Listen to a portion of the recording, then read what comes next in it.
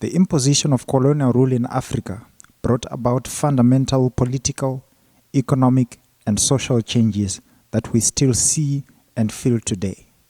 Some of them were positive, but most of them were negative. Colonial authorities in different African countries introduced and implemented policies that benefited a small white minority and marginalized the black majority. These are issues that my next guest is critical of in her new book. Jennifer Hart is a professor of history, and she is currently the chairperson of the Department of History at Virginia Tech University. Her new book, The Making of an African City, Technopolitics and the Infrastructure of Everyday Life in Colonial Accra, was published by Indiana University Press, and a copy of it can be accessed right on the link that I'm going to paste in the description panel on the upload for this video. Enjoy the show.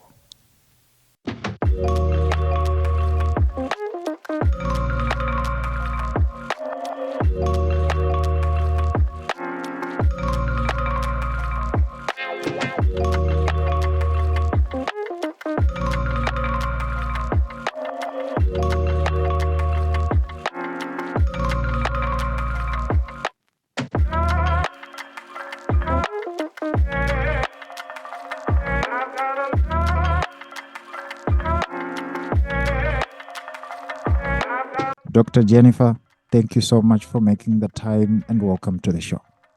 Thank you so much for having me. That's wonderful. I should say happy birthday. Thank you. I'm lucky to have you on the podcast on your birthday. Indeed, yeah.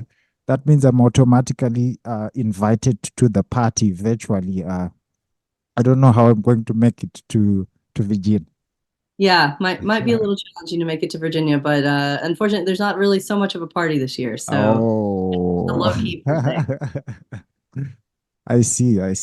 So, right. I want us to get into the discussion of this book.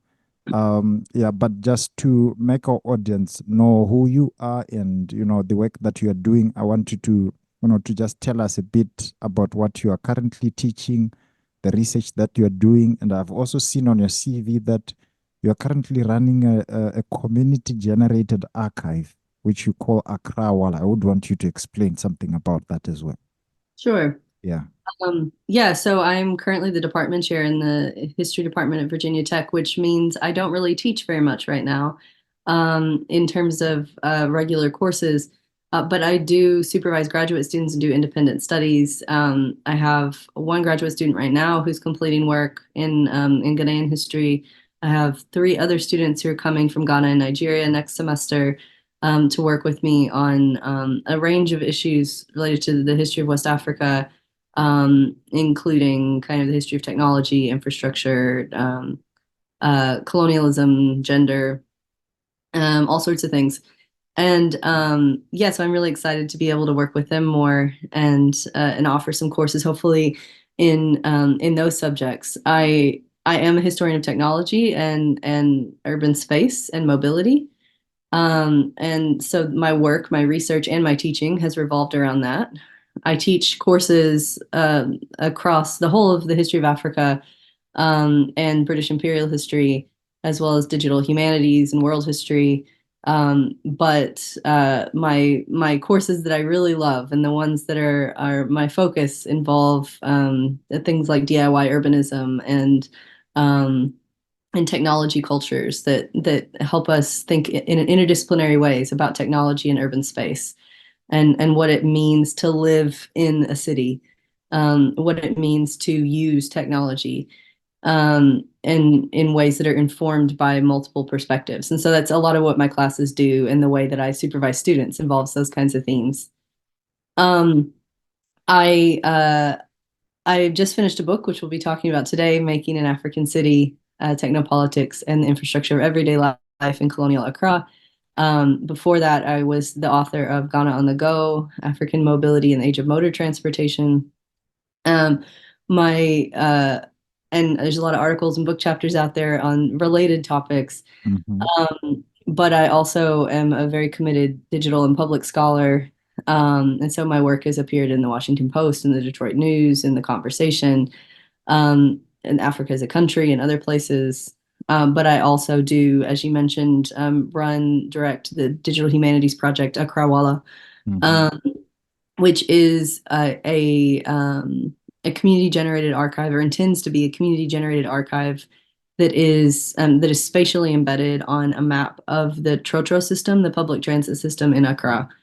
Um, and so the argument of the project is that the Trotro system, as a grassroots form of public transportation that has emerged in response to the needs of the community and is used by 85% of the city's mobile public, is a much better kind of map of city life and how people move in the city than Google Maps, for example, or the kind of elite spaces that get marked out on tourist maps. And so using that Trotro system as a base and using the Trotro stations and stops as archives, spatially embedded archives where people can share their own personal experiences in the present, as well as connect to resources in the past, is a kind of experiment in what it means to generate an archive of city life and urban space, especially in cities like Accra, where we don't tend to have a very rich, well-established archive that's in one place. So we have the base of the map out. People are able to go in and log in and create accounts and upload their own Mm-hmm. material if they wish. Mm-hmm. Um, it's a little bit slow going because I took this new job and I'm not able to get to Ghana quite as much as I used to. Uh-huh. But I hope to be able to do that soon. And we have some other really cool public projects in the works that we're trying to work on, um, in partnership with various kinds of artists um, and architects and other folks in Ghana, to do public Mm-hmm. history, Mm-hmm. and history on the street. And Mm-hmm. so we're looking forward to doing that a lot more. Oh, wonderful, wonderful. I love that. For my very own work, my doctoral dissertation, I used a lot of memos that were Mhm. written by like families, like kept by families across different parts of the country, like for Zimbabwe, which are not so much known by so many people. Right. And I love the idea that you're making it digital and making it accessible, like publicly, and as well to get the community to get to be actively involved in constructing their own history and making it available to historians that can then put it into narratives like books as you do and all that. I love that work. So yeah, let's get to start to talk about this book.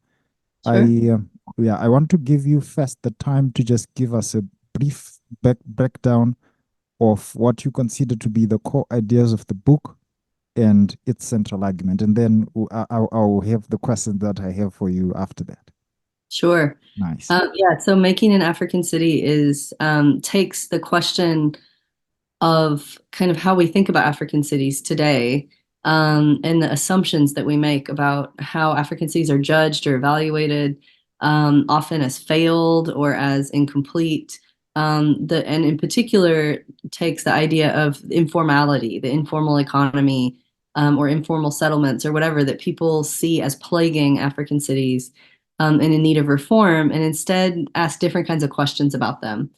The book sees that kind of contrast of formal and informal not as a natural state of African cities or some sort of failed form of urbanism, but rather as a legacy of colonialism and the expansion of colonial capitalism in the 19th century that um, that sought to use technocratic new technocratic fields and approaches, so like architecture and engineering and urban planning and development and public health and social work, um, to to reinforce and justify policies and practices and regulations that sought to marginalize existing African practices, and create space or privilege, Western, in this case British, practices in cities like Accra. And the book focuses on Accra in part because that's where I work, but also because I argue we can more clearly see these processes at work in cities like Accra, which had a history before colonialism. It had a history of urbanism before the British arrived. Um, and so there was an indigenous culture of urbanism that was very vibrant and solid, unlike cities like Nairobi or Johannesburg that were built by the British. They were colonial cities. Mm-hmm. But Accra was a pre-colonial city, a Mm-hmm. Ga city, well before the British ever arrived. And so we Mm-hmm. can see that process of marginalization through regulation Mm-hmm. at work, right? One of the arguments of the book is that this becomes like what happens in Accra is part of a broader process throughout the British Empire and around the continent of Africa Mm-hmm. during the colonial period of kind of models or ways of thinking about African cities that become kind of normalized or neutralized and naturalized, so that by the mid 20th century, about 60 years later, um, when colonialism starts to die off Mm-hmm. Mm-hmm. to some degree, right? So Ghana gets its independence in 1957. Um, the people who used to be colonial officials doing this work as technocrats go into the World Bank and the IMF and the WHO and lots of other kind of global or world development agencies. And this imperial history kind of gets lost. The imperial history of development, the imperial history, colonial history of technocratic fields, they get lost, and all those policies and plans that emerged out of a colonial context and with colonial intentions suddenly become kind of scientific and neutralized and naturalized and removed from that historical context. And so there's a lot of things I argue that are really foundational to a lot of those fields and a lot of the ways that we talk about development today in urban planning that are assumptions that are rooted in the colonial period and don't have to be that way. And by continuing to hold on to them and not investigating their history, we cut ourselves off from all kinds of possibilities of imagining what cities could be like. And we often end up reinforcing inequalities that exist both on a global scale and on a local scale in cities like Accra. Mm-hmm. And none of that's really going to change until we grapple with the history of this earlier period because we see it being reproduced over and over again. Mm-hmm. And not intentionally, right? It's not like people are going in and saying, I want to be a neo-colonialist. It's the way history works, right? The Mm-hmm. way that a lot of colonial history works or worked is that this stuff becomes kind of absorbed into the structures and institutions of global governance and science and technology without a lot of thinking it through. And so the book argues that informalization was a historical process. The things that we look at today and say that's informal and we should do something about it or get rid of it or it's a problem. Mm-hmm. It's only like that because of these historical processes of intentional regulation and marginalization in the colonial period and the expansion of colonial capitalism. Mm-hmm. And so it may be that they're still undesirable if we really looked at it, right? We might still want to reform them or change them, but the lenses through which we're looking at them now don't really allow us to do that with a lot of accuracy and fairness. Mm-hmm. Because it's just weighed down by a lot of judgment and historical baggage that is not helpful. Mm-hmm. Mm-hmm. Interesting. Wonderful. So how does the book contribute to the conventional discourse on colonialism and development in Ghana in particular and in West Africa in general? Absolutely. So the book picks up where John Parker's Making the Town left off. If anybody's familiar with the history of Ghana, Making the Town, which is a history of pre-colonial Accra, um, is very influential. It's one of the few books written about the history of Accra. And Parker's book kind of ends in the 1920s and 1930s, and sees that as the kind of end in some ways of pre-colonial um, dominance, ability to control the city and maintain political authority and power.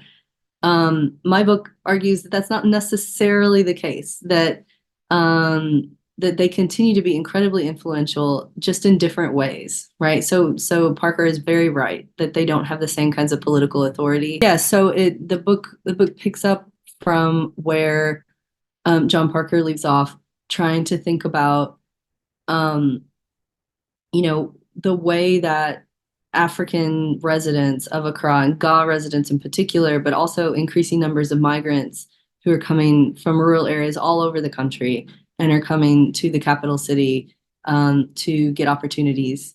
How they continue to assert their understanding of what city life and sociality and sociability and all sorts of things looks like.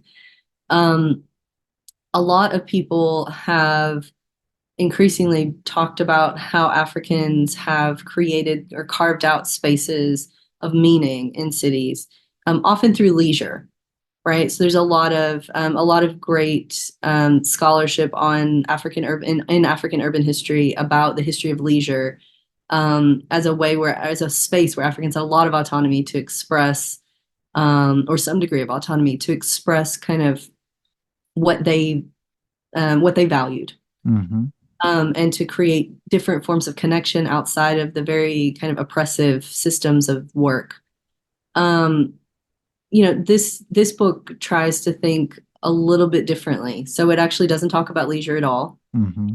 um, and instead is broken up into 5 chapters that think about health, sanitation, um, uh, trade, mobility, and housing. Mm-hmm. And these things that are very essential to everyday life, right? Mm-hmm. These spheres that become the targets of regulation by colonial governments, Mm-hmm. and the British government in Accra in particular, um, but through which, because they're everyday life, right, Mm-hmm. Africans are able to push back in significant ways on that regulation. So they're punished Mm-hmm. for not obeying the regulations often, but the regulations don't actually change behavior. Mm-hmm. So the British use them to try to criminalize African practices. They Mm-hmm. hope that's going to wipe them out altogether, Mm-hmm. um, because they're not able to force Africans to do what they want, to move out of the city or to whatever in the way that they were in other cities, control movement in the same ways, because Ga people were indigenous to that Mm-hmm. place. Mm-hmm. Um, but they did try to use the law and the power of the courts to punish people and try to prevent them or convince them to do things differently to change their behavior. Um, it ultimately wasn't successful though, right? And so Mm-hmm. that's what's really important is that it was powerful. It had Mm-hmm. consequences, right? Mm-hmm. It continues to have consequences today in the way that we talk about African indigenous practices or historically African practices Mm-hmm. in cities as being less than or being informal. Yes. Um, and that has real consequences, but it's still there also. Mm-hmm. And Mm-hmm. that's incredibly powerful. And we have to think about why it's still there. Like what Mm-hmm. happened that allowed that to persist, even in the face of a lot of criminalization and marginalization. Mm-hmm. Why do people hold on to those things? And what might happen if we took them seriously and instead of repeating or reinforcing colonial narratives that they just didn't get it or they Mm-hmm. were stubborn or they were whatever, Mm-hmm. right? To instead say there's something really valuable Mm-hmm. about how people were living and interacting in the city, Mm-hmm. and that maybe the modernization that Europeans were introducing was insufficient, Mm-hmm. um, Mm-hmm. insufficient practically Oh because of yes. weather in many cases, and also insufficient culturally and socially, Mm-hmm. not relevant to people. And I think what's interesting about the book, right, is that I try very hard not to valorize African resilience or Okay. creativity. There's lots of real consequences Mm-hmm. to regulation Mm-hmm. and to policing and to all sorts of things that are terrible for Mm-hmm. people, Mm-hmm. right? Um, and I think it's also important not to assume that um, Africans either just wholesale reject European introductions, Mm-hmm. technologies, whatever, or they wholesale accept them Mm-hmm. and adapt them. It's often somehow in between, right? We see throughout the book that over and over and over again, African residents of Accra, Ga people in particular, are not opposed necessarily to new technology. Mm-hmm. They just want to adopt it or they want to implement it in ways that are going to benefit them Oh, I see. I and see. their interests, Mm-hmm. not the British, right? So Mm-hmm. they don't want technology to be an excuse to marginalize Oh, Africans yes. Yes. and to privilege Europeans. They Mm-hmm. want equal investment. They want to see benefits that pursue their or that advance their own interests Mm-hmm. Mm-hmm. in the world, in the economy, in the country. Mm-hmm. Um, and that's a much more interesting sort of politics that we don't normally hear about in a colonial context. Wonderful. It's Wonderful. normally like resistance or accommodation. Mm-hmm. Mm-hmm. And so this is a lot more complicated. Wonderful. Well, I see. I see. I want you to give me like just maybe one or two examples, maybe short anecdotes of the kind of examples you use to present these kinds of arguments. Absolutely. There's a couple that really stand out. Mm-hmm. One I've Mm-hmm. been working on for a long time. There's an article written about it too, which is the mobility example. And the core of that chapter on mobility is about the development or emergence of pirate passenger lorries. And these were the wooden-sided mammy trucks that are common across the continent and around the global south that would carry goods from rural farm producing or farming areas, cocoa producing areas, and bring goods into the city to the market for sale. Um, Unlike other parts of the continent, those vehicles were largely owned by Africans and were operated in collaboration between farmers, drivers, and traders. And as in the 1930s and 1940s, there was a municipal bus system in Accra that was owned by the colonial government and the Accra Town Council. But uh, that system was pretty insufficient. The buses were kind of British style 1950s buses. They were solely for passenger transport. You couldn't really carry much with you to ride them. It was very cramped. But of course, the most mobile people in the city were traders who were going back and forth to the market, or people going to buy things at the market, often carrying big loads. So it didn't work very well.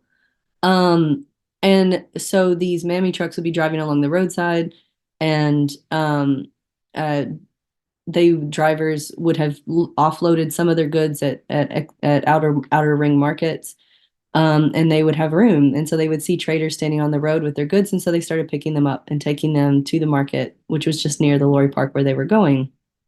The British get upset about this because they say it's cutting into the profits of the municipal bus system and start calling them pirate passenger lorries. Um, I thought the word piracy was super interesting there. It's a very extreme word and seems ridiculous in certain ways because I think the image that immediately comes to mind is of like a peg leg, right? Like a pirate with a peg leg and a parrot and the eye patch on a boat. And of course, that's not what's happening here. What they mean is that it's undermining the authority of the state, right? These people are undermining the authority of the state by going around the municipal bus system and refusing to obey regulations that are trying to prevent them from operating on these roads. Um, in reality, what they were doing was actually providing better service for passengers, filling a need that the municipal bus system was not filling, right? That was very real. But they persist despite a lot of attempts to regulate them out of existence. Mm-hmm. Um, the other example that I think really stands out is around electric lighting. Mm-hmm. And Oh, nice, nice. yeah, and the British government in Accra and the Accra Town Council, which did have elected African representatives on it, Mm-hmm. but had a majority British uh, representation. Okay, yeah. Yeah, um, the they did attempt to build infrastructure in various parts of the city, but it was always insufficient, and it tended to be focused on European districts or Mm-hmm. elite districts. Mm-hmm.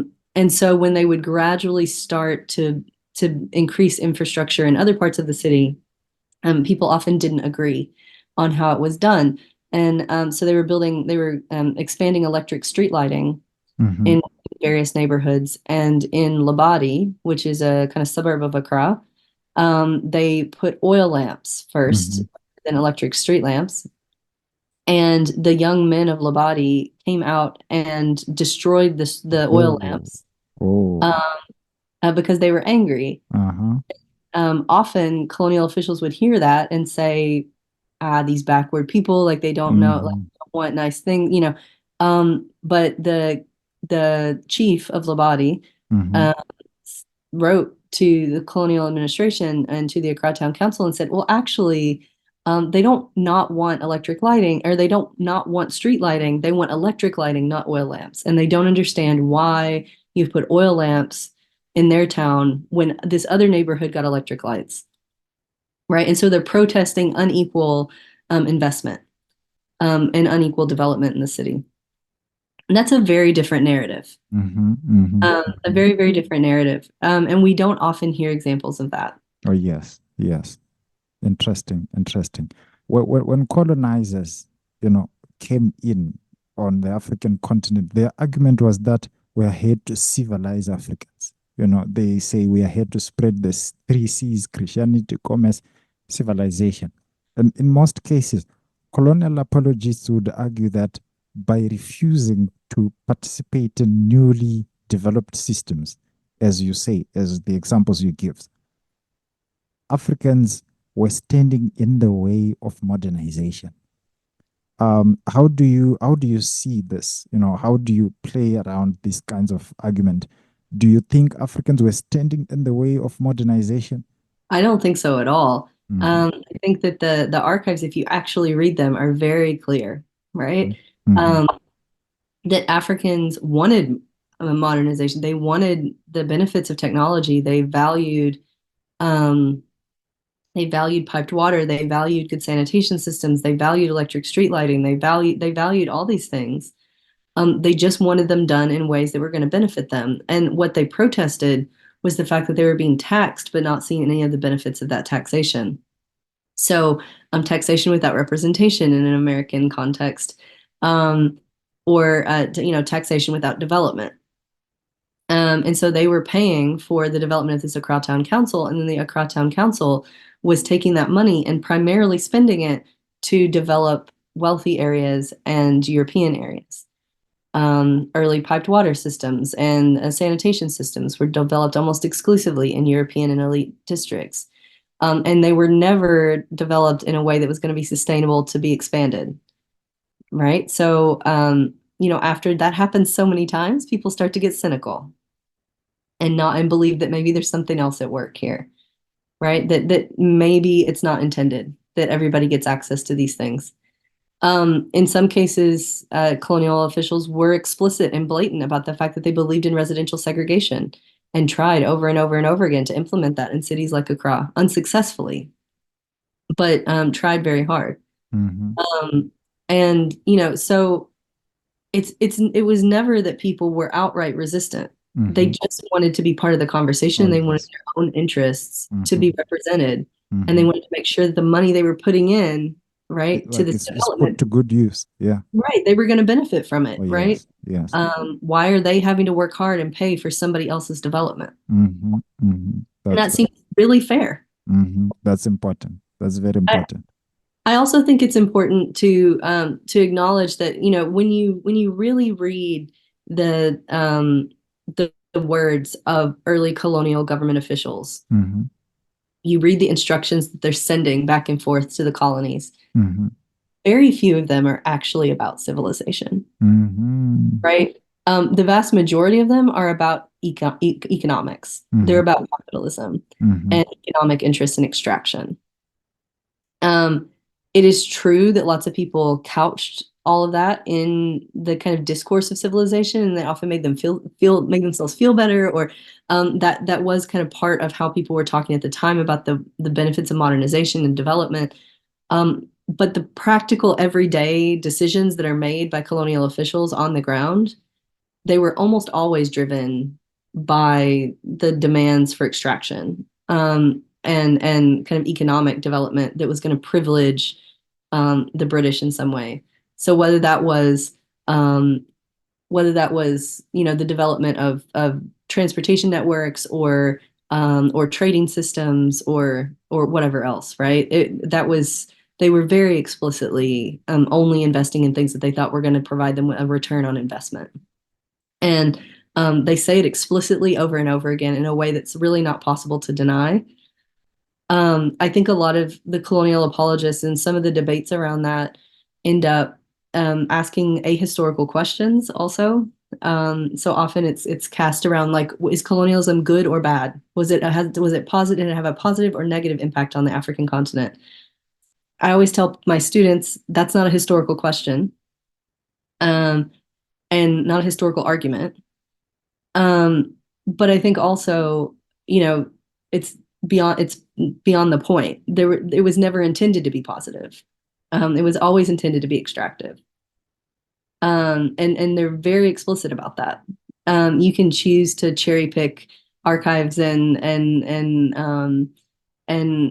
cite certain people over others, but if you really look at the full picture of the archives, and the things that people wrote and the things that they said and how they justified their actions when it came to concrete on the ground actions that had real implications in people's lives, not just rhetoric, right?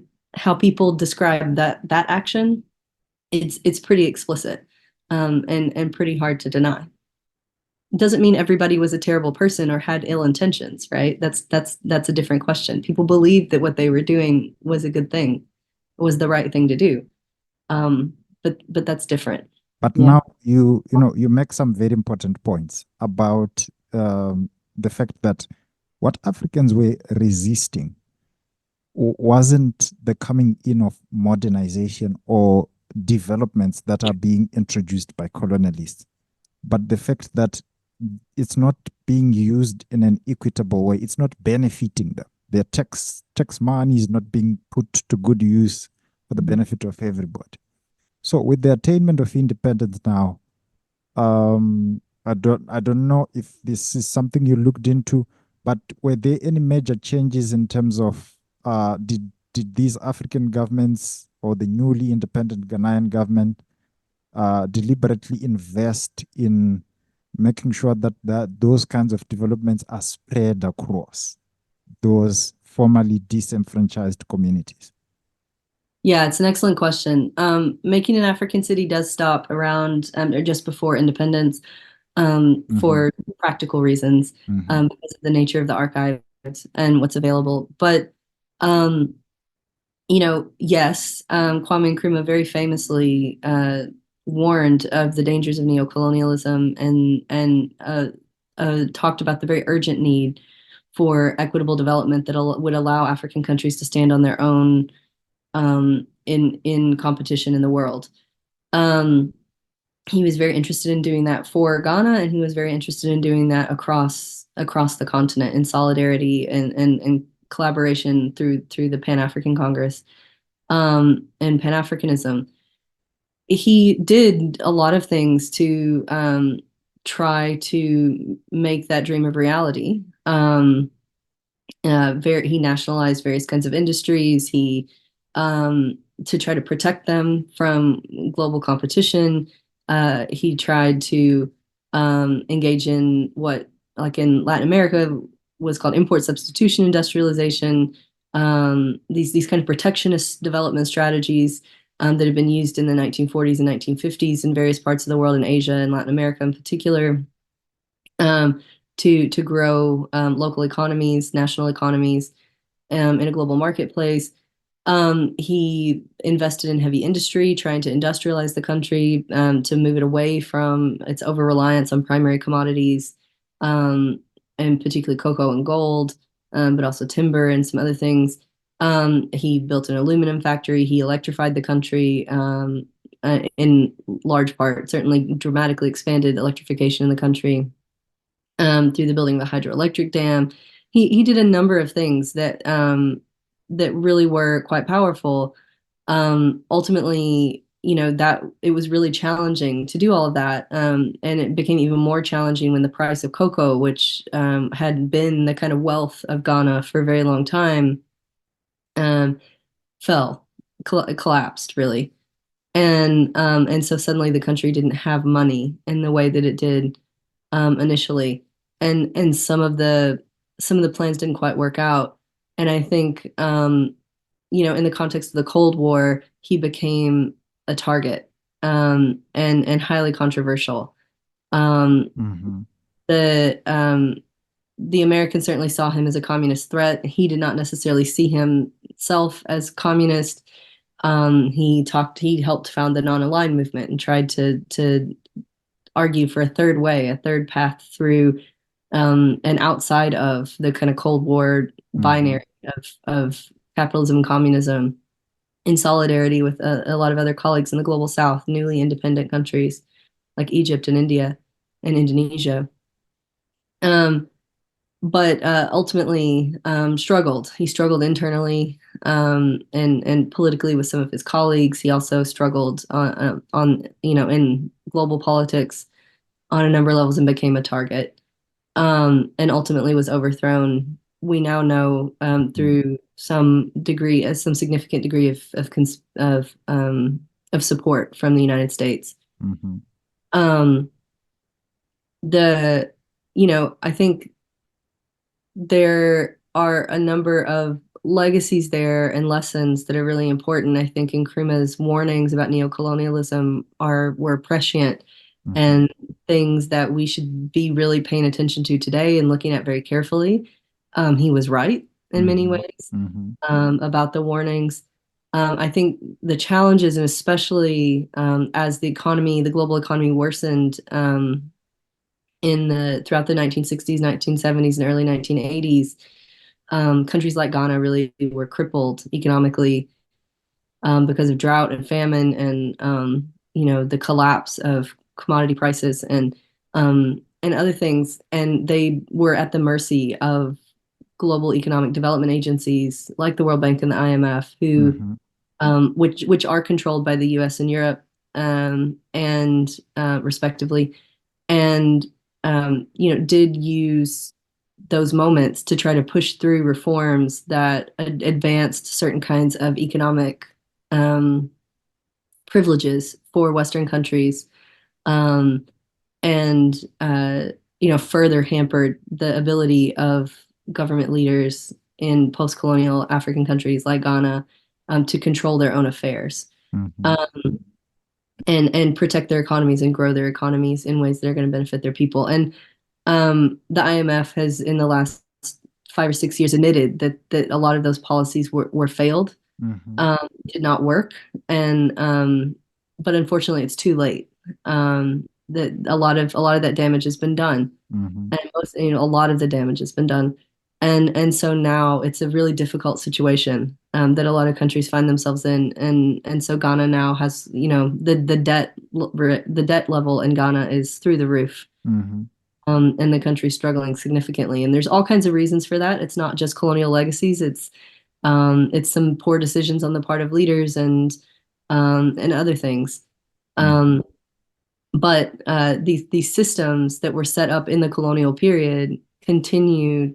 They created big national and international inequalities that make it very difficult to operate and make meaningful autonomous decisions about the Mm-hmm. future of the country, Mm-hmm. or find investment that's not, um, tainted or self-interested, Mm-hmm. uh, in and try to do something different. It's very, very challenging. Mm-hmm. And these technocratic fields that the book talks about, Yes, yes. um, Thanks to you.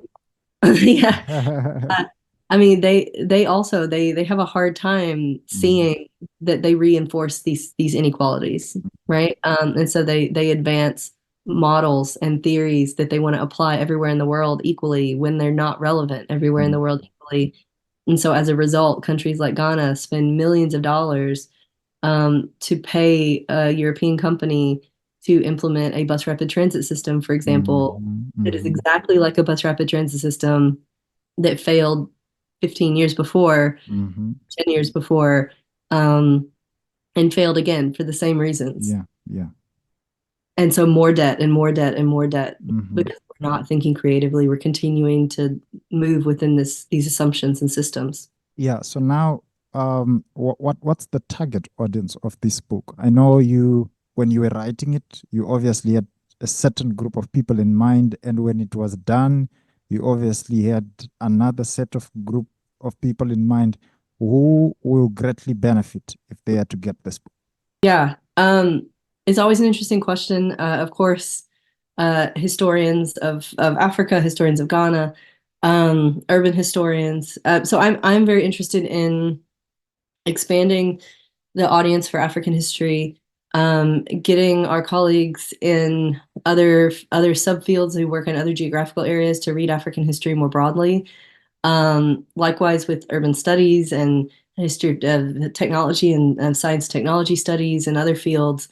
Um, African examples are often left out of globally comparative studies, syllabi, theoretical models, methodological discussions, and that's hugely problematic.